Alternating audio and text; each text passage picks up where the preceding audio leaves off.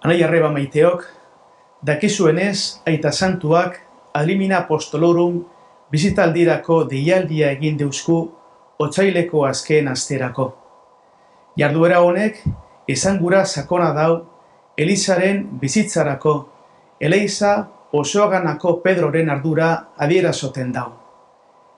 Era berean, lekuko Eleiza guztien eta Pedroren egoitzaren arteko batasuna erakusten dau.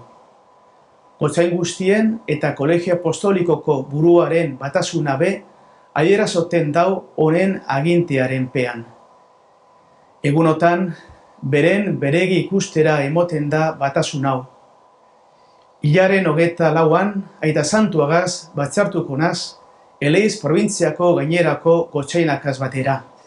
Eleiz barrutiko egoeraren barri emongo deutzat. San Pedro, San Paulo, Santa Maria eta Kristo Salbatzailea basiliketan ospatuko dot Eukaristia.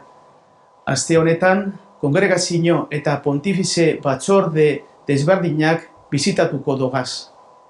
Arren eskatzen deutzuet otoitz egin daizuela Frantzisko eta Santuaren alde eta evangelizazioarentzat, bultzada eta fedearentzat sendotasuna dakarren bizitaldi honek fruituak emonda izan.